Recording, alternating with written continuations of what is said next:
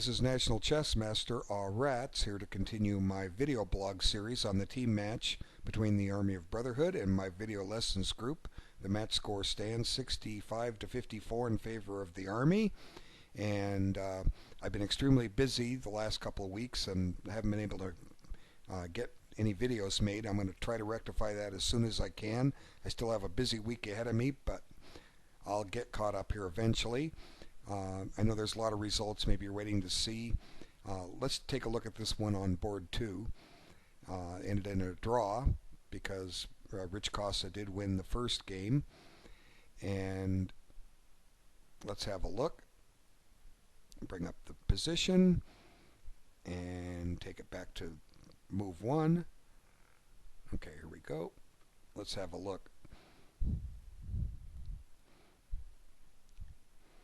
Now, this choice by white, it's rather passive. Black shouldn't get any advantage of it, but black should be able to equalize. The thing I don't like about it for white is it shuts in the dark squared bishop, but at the same time it avoids a lot of opening theory, and white can still go into a Kali system, but black should be fine regardless. And the thing I don't like about taking here is that now the dark squared bishop gets activated. But again, it should be an even game. One question to ask is about this bishop. This bishop's going to need to get developed, and with these two pawns on d7 and e6, logically the way to get it into play is by fianchettoing it. And there it is. Good job. Okay. And the game is basically even. There's no real advantage. Neither side has a weakness. We have a pawn imbalance.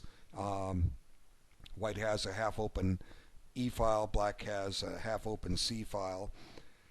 Perhaps black could try some kind of minority attack. Maybe white could try one. I want to make an interjection here for a moment, too, and talk about one of the goals of this series. It's to try to teach everyone to play better online chess. Most of the games that I've covered videos have come from games that were played as many as 20 moves in a day. So it's obvious the players were only spending seconds making their choices. And if you want to play chess like this just for fun, go ahead. I'm not going to take it from you. I come from the old school where we played chess by postcard in 7 to 10 days for a domestic opponent and 3 weeks or longer if they were out of the continent. Your games lasted 6 months to 3 years, and a lot of people today look at that and say, how could you stand that? Well, that was the only way to do it. But the quality of play in those days was really strong because people took their time and they understood. And when online chess came along and you could get instant transmission without the post office being involved, a lot of people just learn to play chess just as quickly as you could. You get a move, hey, it's my move, I'll make a move. And somehow the art of postal chess has been lost. It's kind of detailed in my blog series, How the Internet Has Changed Chess. If you want to have fun with chess, go ahead. If you want to get better at chess, you can take your time.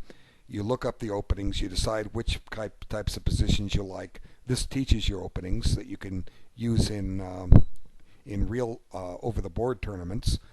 You can develop your analytical skills immensely by just looking at calculating variations. So the whole middle game, most of the game of chess, from once you get out of the book, will really, really improve your thinking skills in the game. And then when you reach the ending, you're free to use endgame books. The series I use that I've mentioned I call it the Averbach series. Most of them were authored or co-authored by Soviet Grandmaster Yuri Averbach.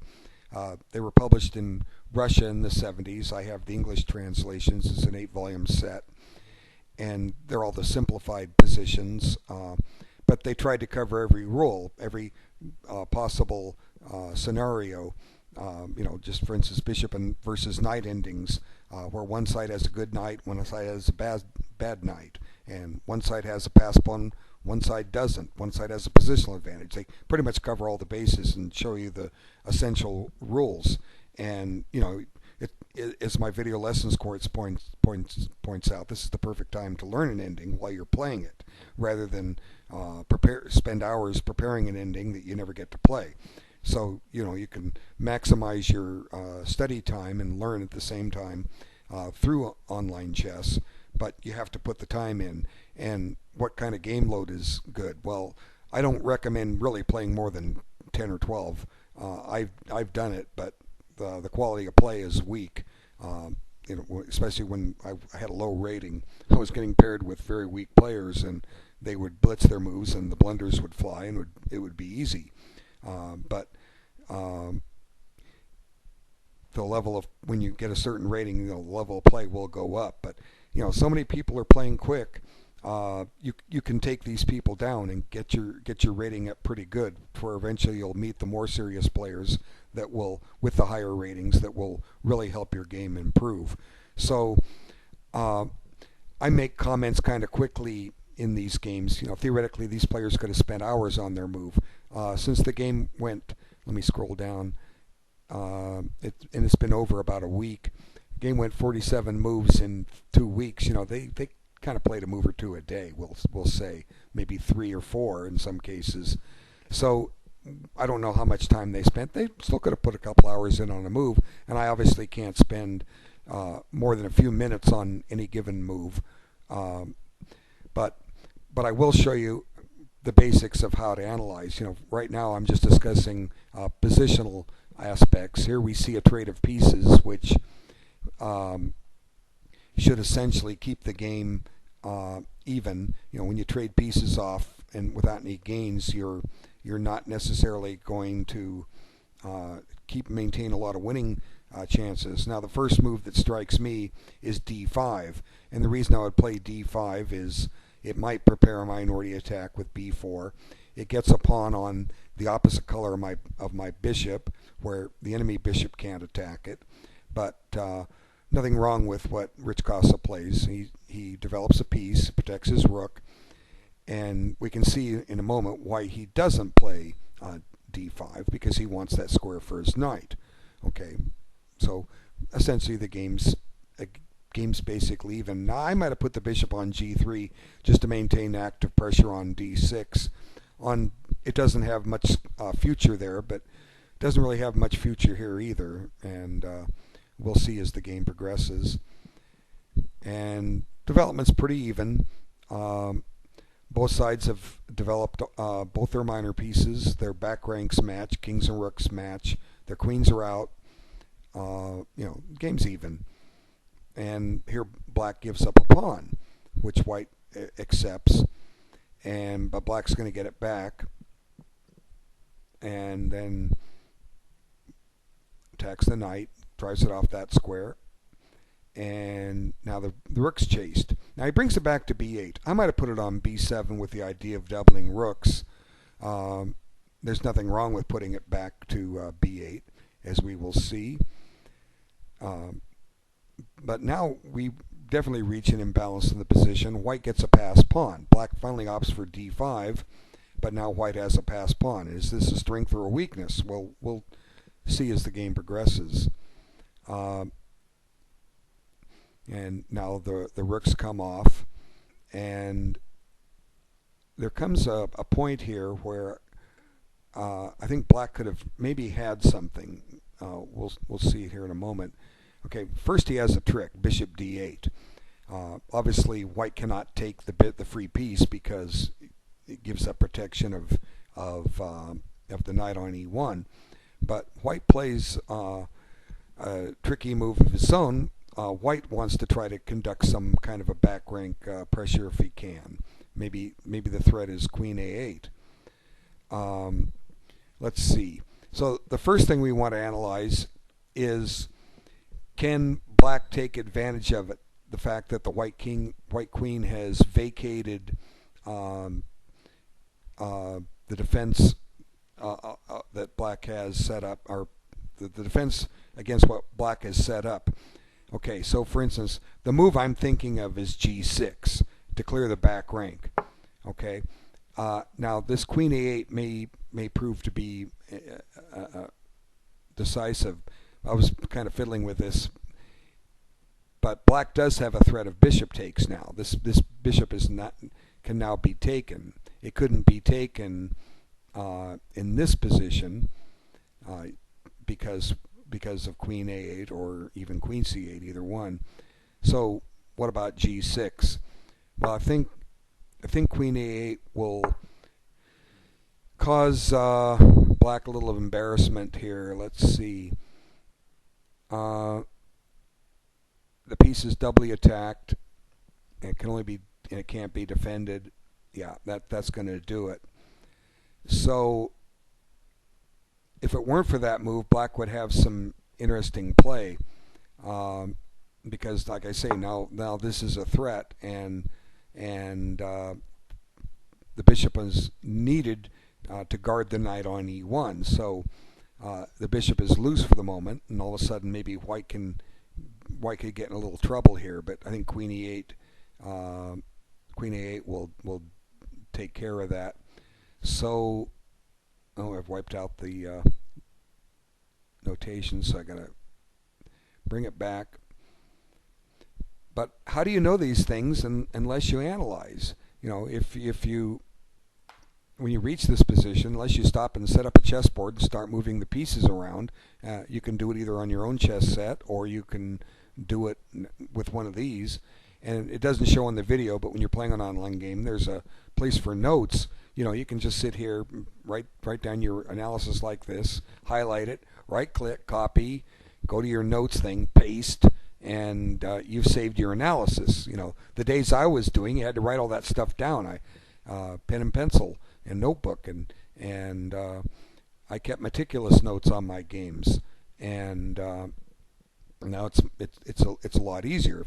I would use a magnetic chess set to analyze my games, and I wore those old Drucke magnetic sets. I wore a lot of them out, just simply from moving the pieces around. The pieces would wear down, the squares. The paint on the squares would wear out. You couldn't tell a dark square from a light square after a while. Whoop, got to buy another one. But anyway, saying by Victor's pupils, my hands get their calluses from all that chess analysis. Well, you want that to be true if you want to get better. You want to spend a lot of time analyzing these positions. So black covers his back rank, and now the queen a8 is just not going to lead to anything. Well, maybe it will. Let's see. Queen a8 check. Bishop f8. Can he scarf this pawn?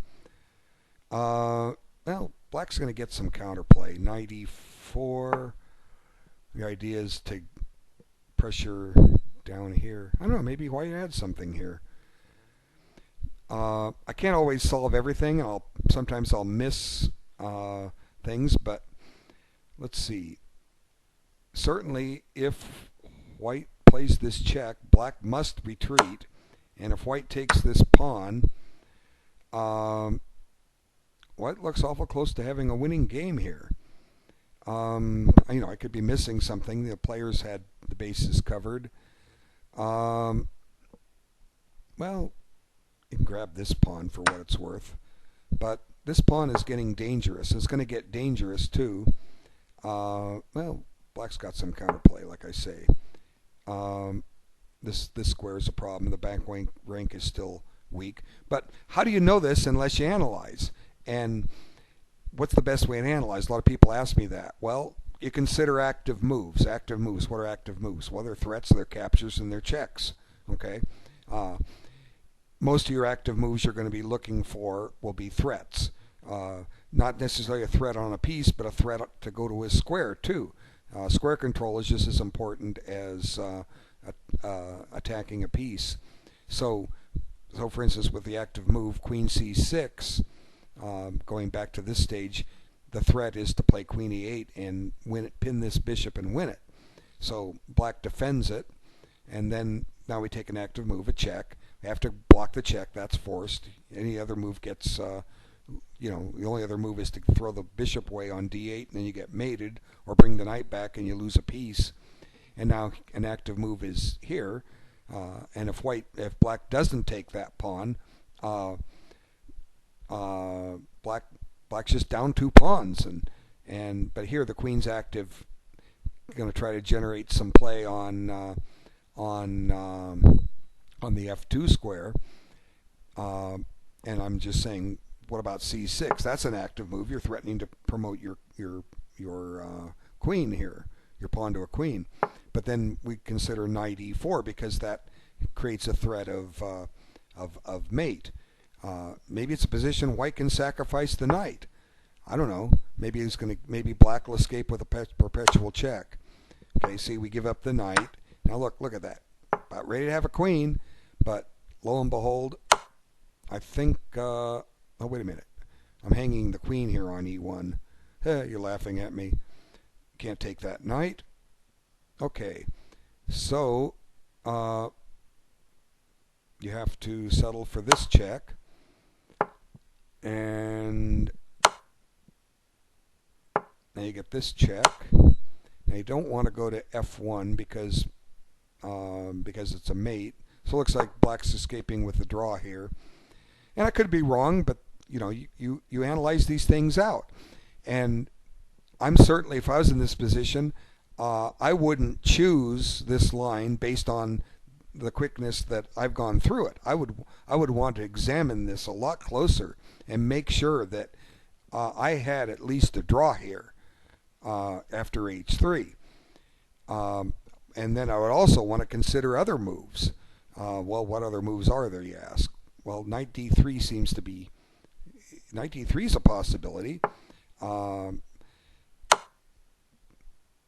maybe this gets a draw. Okay, now what? Black gets to go back and try it again, maybe from a different square.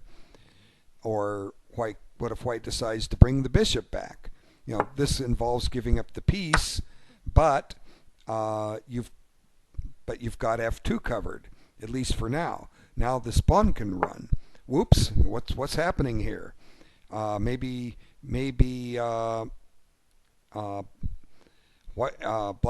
black's in trouble. Maybe, I don't know. How do we know unless we analyze? Okay, now that attacks the bishop. Queen can come back and guard it, and this is getting ready to queen. Now, was all this forced? I don't know.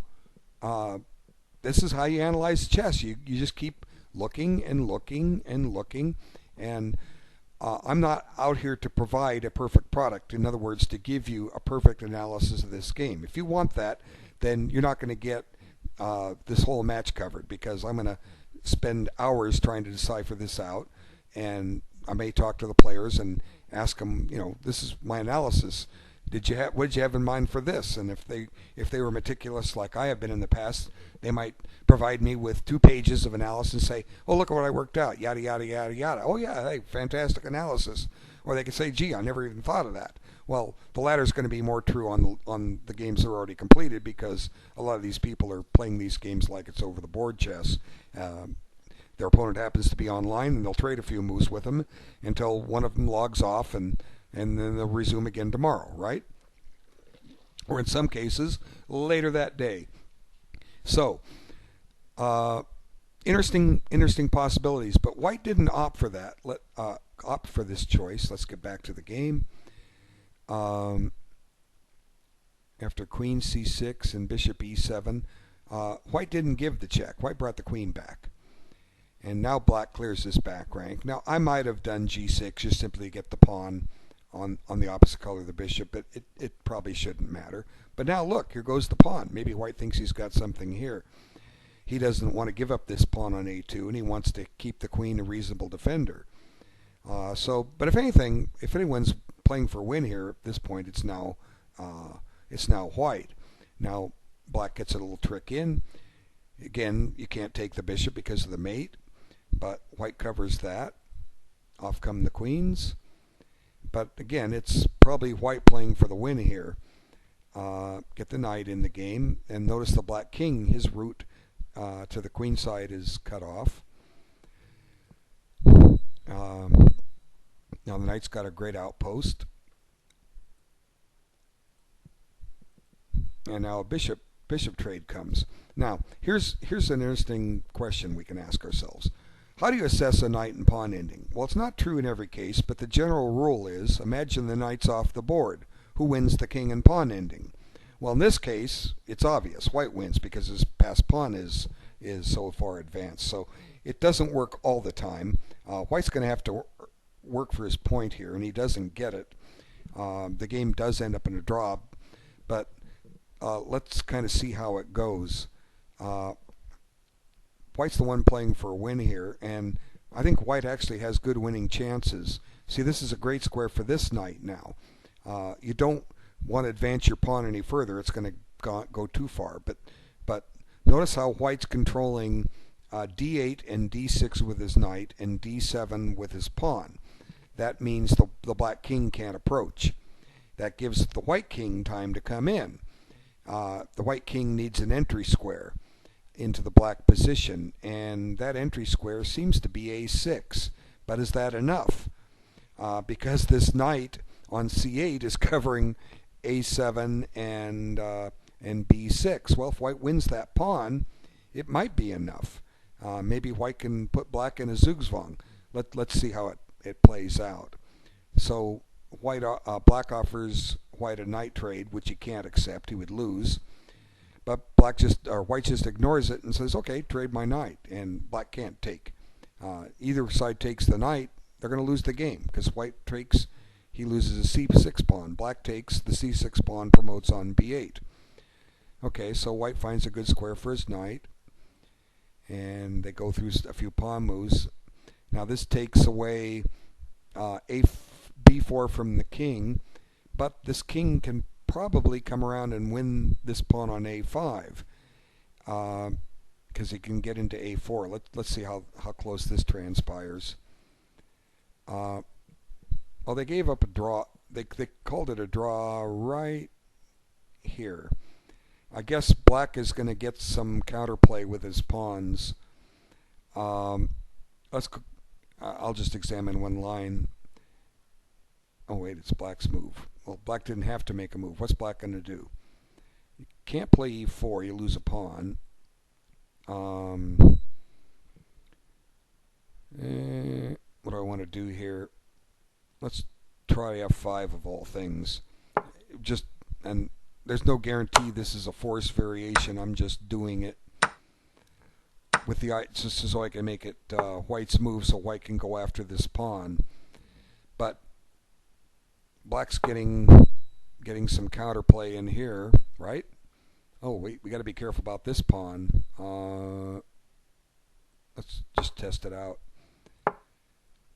Now we're going to force a queen, but I think black should be okay here. Very tricky. Very tricky. Let's try this move.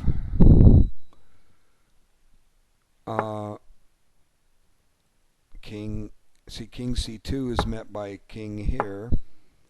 And I got to get the knight back. Here comes a check. Well, you don't want to put the king on c3. I'll show you why. Let's put it on b2. You want to be able to, you know what?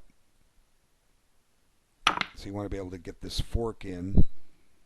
But that might not be enough.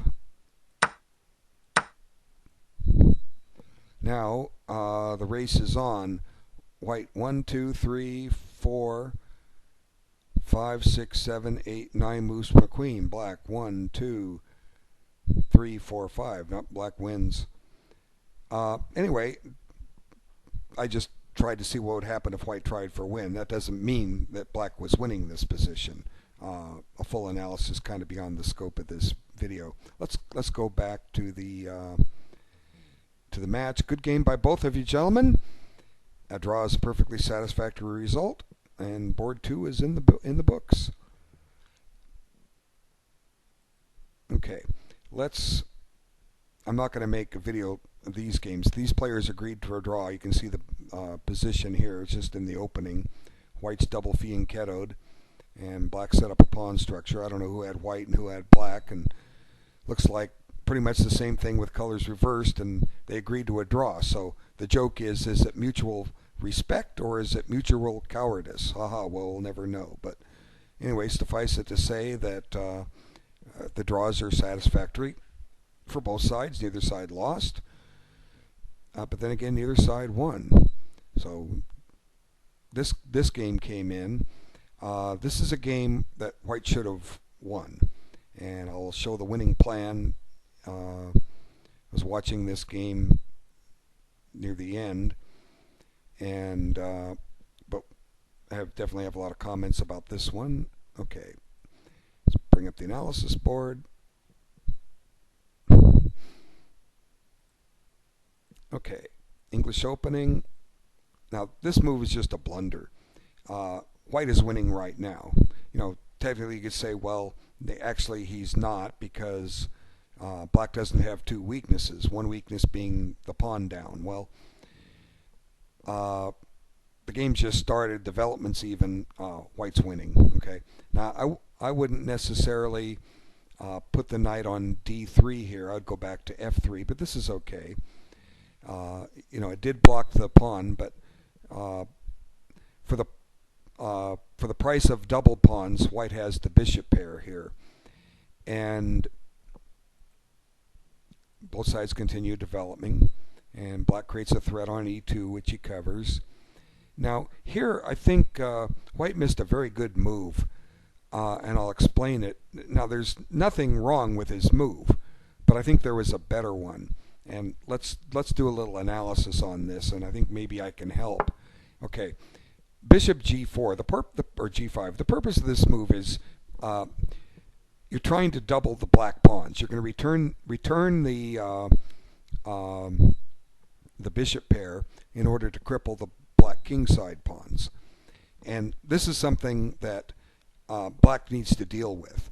Now, what are his options? Well, move the knight. Well, the knight doesn't have a whole lot of squares. The rear four are covered: d7, e8, g8, and h7. And forward, d5 is out of the question. H5 puts it on the rim, and white shouldn't mind that. And then e4 is going to give white a win of material. And the best I can think of for black is to try to give up the exchange here and hope for some kind of attack. But in return for the exchange he sacrificed, white's squares around his king are weak. But I think white will come out of this okay in the long run. I just don't think black has enough. Queen c1 offers a queen trade, which black cannot accept. And now just activate the queen and redeploy things, and I think white's going to come out of this ahead. He's just too much material ahead. So let's eliminate that possibility. Go back to move 11 and consider the alternatives. Okay, stopping the doubling of the pawns. Well, queen e8 or queen d8 or queen e7 just step into a pin, and white's got to be fine with that. But here's the trickier move. You guard the knight and activate the queen. Now, for what it's worth, black is on a couple of white pawns, okay, threatening this, and if black can survive the pin, he's on this one. And there's a thing I've discussed on some of my videos before. It's when we do our analysis of a position, we stop at a certain point. We say, oh, I can't do that move because of this. And I'm not saying this is what happened in this case, but it's theoretically possible that white did consider the move bishop g5 and said, I can't play this move because of queen e6, and I have pressure on c4 and e2. Therefore, white gave up looking at this line entirely. Well, the first logical thing about bishop g5, aside from developing, attacking the knight and threatening to double those pawns, was it developed that piece and helped the rook on a1 get a little breathing room, right? So that in itself suggests that it should be played. But here I think white can return the pawn, and maybe white didn't even consider this line. Okay, now's the time to play knight f4. See, the point is, if you take this pawn, uh, then I'm going to get this move in. Now, for what it's worth, white's no longer a pawn ahead, but suddenly black's pawns are crippled. Now is time for a nice active move like knight d5. Now we're threatening to take on f6. We're threatening to take on c7, and I don't think black has enough with this rook move or bishop move. For instance, knight check. Now you got to be very careful where you put the king. If it goes to g7, you pick up the rook with check and then get the queen out of danger. If you go to f8, white may very well put his queen on d2, and suddenly queen h6 looks very dangerous. I don't think knight h7, which is the immediate obvious move, is as good, because after king g7, suddenly, well, it might be, the knight's loose and the queen's loose, but white can, well, no, you can't. Bishop d3, bang, forking and winning a piece, and white doesn't have a whole lot of compensation for that piece, so you don't want to get too greedy. So that leaves king h8, and if we could just get this queen to d4 safely, white would be winning outright, but, well, it's not going to happen. But just go ahead and queen d2, and notice how I think white has a tremendous game here for giving back the pawn. There's all kinds of threats on the board. One threat, once again, is to play knight d5, attacking c7. Another one is bishop d5. And of course, the obvious, knight takes e8, duh. Well, you didn't have time to take it, but now it's a threat. So what's black going to do? Rook e7? Well, you got to be careful where you're going to put that rook next. You go to d7, you're going to drop the bishop on e2. So suddenly, maybe black's in a little bit of hot water here. Let's see. Let's try rook e6 to maintain the pressure here. Well, bang, bishop d5. Whoops. All of a sudden, there's all kinds of possibilities. Are these forced? Are these the only moves? Probably not. I can't analyze these things out to a conclusion, but I can look at active moves. Here's an active try. Okay, what about this move? You're going to give up the exchange with the idea that you want to eliminate the white square defender on the king side. Is this enough? Well, probably not. Queen d4 looks good. Pins the knight in its tracks, offers a queen trade, which black can't afford. But how do you know unless you examine it? You have to examine the bad moves to determine if they're bad. You don't know until you analyze them out. And now black doesn't have to take that pawn on c4. There's nothing making black take that pawn on c4. All I'm saying is that maybe white rejected this line because he didn't want to lose his pawn, and he slammed the door shut. And there's plenty to this. So I think bishop g5 is an excellent move, and virtually gives white everything he wants. And I could spend an hour analyzing this position out. It's just totally fascinating, but it's kind of beyond the scope of what I'm trying to accomplish with these videos, and that's to teach everyone how to analyze a game. And you go through trial and error. If I miss something, whoops, my opponent shows me why. I learned something. And if I'm thorough in my analysis, I will get the win, because I will prove that my opponent's position can't be held. So let's get back to what played. And so let's see. Now he played knight f4. So bishop g5 was a great move. Now black is able to get some activity here in a bit. White starts getting his pawns kind of misplaced. We'll see why in a bit. His queenside pawns are going to get shattered, giving black a lot of outposts, and the kingside pawns are going to get shattered a little bit. But the one thing that's coming out of all this is Look at white's queen, rook, and queen, bishop. They still haven't developed. So when white still is pawn ahead, but when he got that pawn ahead, the development was even. Black didn't really have anything for it. Here, I'll prove it. Okay. See, notice here, both sides have developed one, or let me rephrase that. White hasn't developed his queen bishop. Now black hasn't developed his queen rook, but it's ready to develop.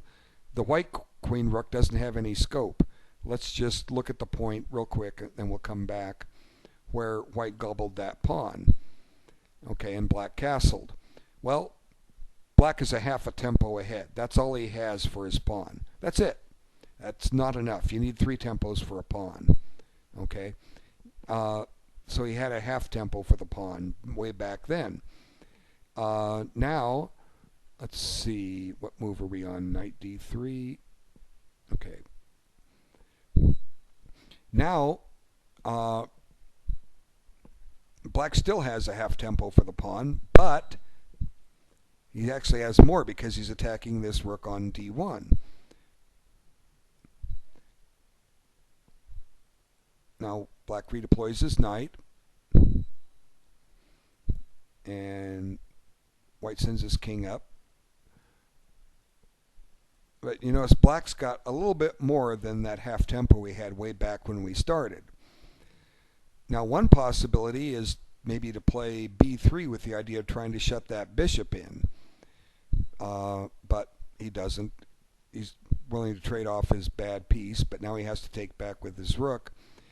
And now black's able to generate a lot of activity and a lot of play, simply because white hasn't gotten completely developed. But now white does seize the opportunity to develop that bishop, and then he accepts the offer of the pawn. This too gives black a little play. Now the king comes back. Now the white queenside pawns are all messed up. Black's got all kinds of outposts. a4, c4, c5, a3 theoretically, a5. You know, that knight can cover a lot of ground on the queen side and never be menaced by a white pawn. And a knight outpost on c4 is incredibly strong. White's not going to get rid of that knight, period, unless you give up the exchange. Okay, so white looks for exchanges, and he gets one set of rooks off. Black doesn't go for the c5 outpost, but he messes a pawn and threatens to go back to c4. And now white plays this to try to stop black from playing b5. Now the knight gets anchored in. But even though, we'll just see here in a second, even though the black pawns are on the color of white's bishop, that bishop is not getting in to menace them. And this pawn on a5 does help keep securing this knight in on c4. I'd rather done it with a pawn on b5, but when white had a4 in, that gave him some play to stop the b5 thrust. And black can still get in if he's willing to park his rook on b8, but that's kind of beyond where we're at now. He didn't play rook b8 in this position, but black is doing fine here. White's not. Black has actually been outplaying white, but not for long. We'll see when we get there. Now you got to watch that pawn on a4. You can't lose it for nothing. But even though white comes out better, like I say, I believe black is outplaying white here because he keeps coming up with threats, and white's the one that's having to react to them. And all of a sudden, black's got all kinds of compensation for the 2 pawns he's down. Is he down 2 or 3? Let's see. Black has 5 pawns. White has 7. So yeah, he's down 2 pawns. But he's tying white up a little bit. Now, white's pawn structure a little better than it was earlier, but black's got that dangerous outside pass pawn, and there it goes. And white concocts a defense, which should have worked, and I'll show how white would miss the win here when we get there. Okay, so let's stop and take stock of this. White still has 7 pawns, black has 5. The pawn on b2 is doomed. White's going to surround it, and his king's going to go over there. But the only question is, what can white do in the meantime to, or what can black do in the meantime, rather, to upset the apple cart here? The white queenside pawns are not ideal, simply because the base c4 is weak. The white kingside pawns look kind of solid, but one's a double pawn, and black does have a way to undermine these, as we will see. But let's take this forward a few moves and see how this clarifies. Okay, I think this is a really good move.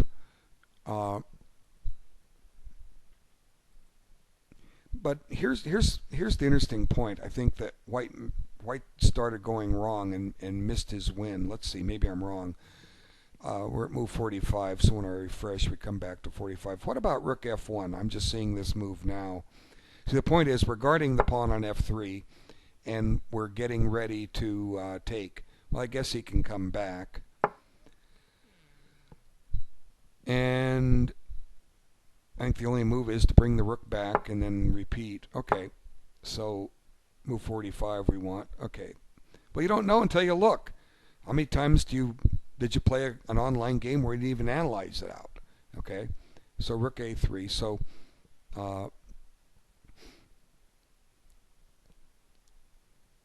now white concocts a way to create a pass pawn of his own. So what does black need to do? Well, black needs to get his pass pawn. There he's got another one. And but white's got a very dangerous pawn, and that pawn is pretty much going to queen. There's no way black can stop it, but black finds a way to get his own queen in return. And if white has planned all this, then from the moment I didn't analyze, let's see, we're at move 51. Let's just back up to where he played bishop c1. Where is it? There it is. No, I just skipped by it.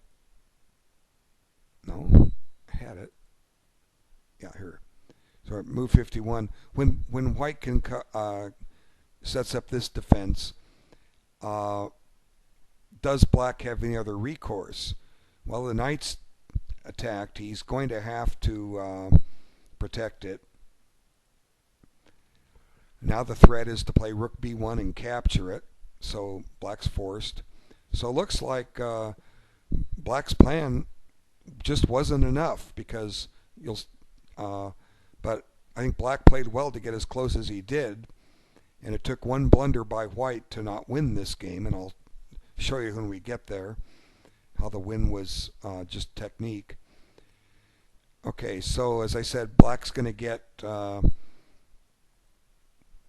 his own queen going here, and this is the point where I'm not quite. Okay, this is the point where white tosses the win away. This position is winning for white. You won't find this exact position in the endgame books, but you just follow the rules. Assuming the G and H pawn are off the board, white wins, okay? But you have to use your king.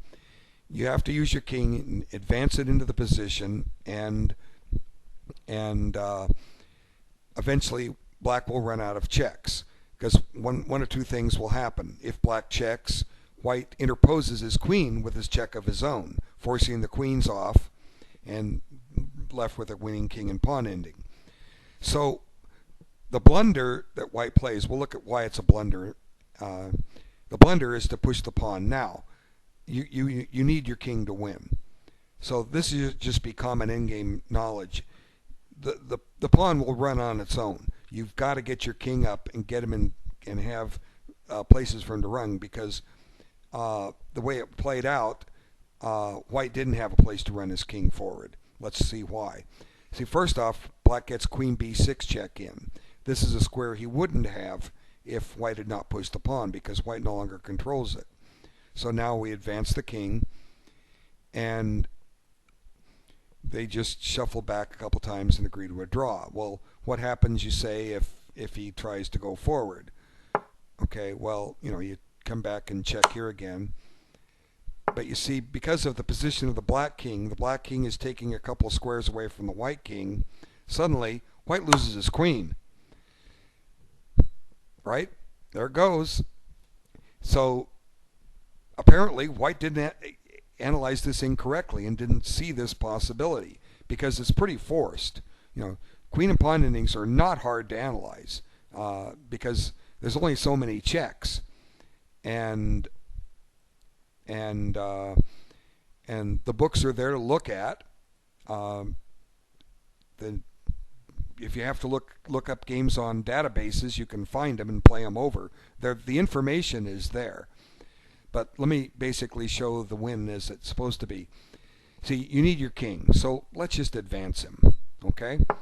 Now, again, black doesn't have queen b6 check. Okay? As I mentioned earlier, if the h pawn and the g pawn disappear, white's still going to win. Okay? The only possibility that black has to save this is to win the h pawn and then use his g pawn for a threat. Well, let's dispense of that possibility first. Okay, let's check so we can pick up the pawn. Now white gets his king in the game. Okay, now guess what? We can go ahead and shove d6, because black doesn't have the resources he did in the other variations. The king is still keeping the white king out of e5 and e4, but black's not in a position to hurdle the king with a check on a2 to pick up the queen, whether the king be on c4 or d5.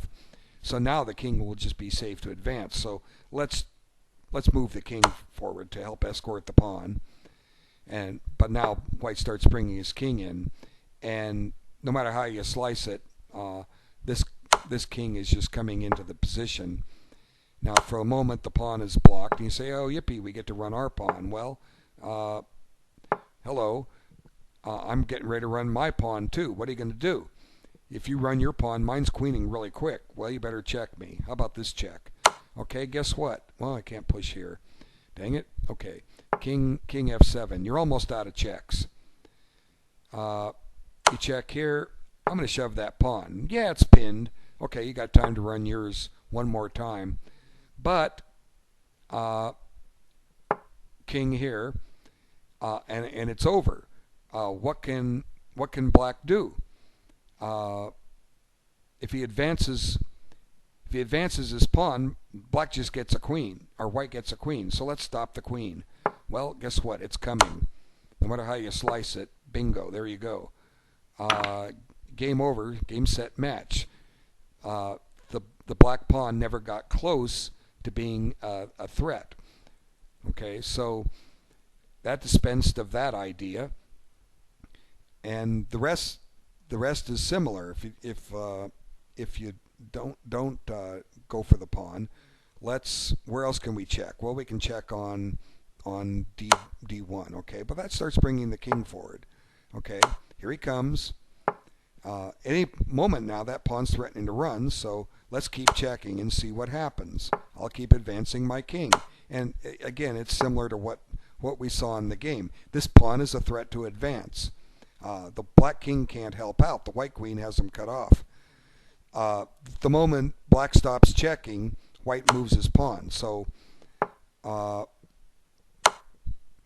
now, guess what? Now I'm on this pawn. Okay.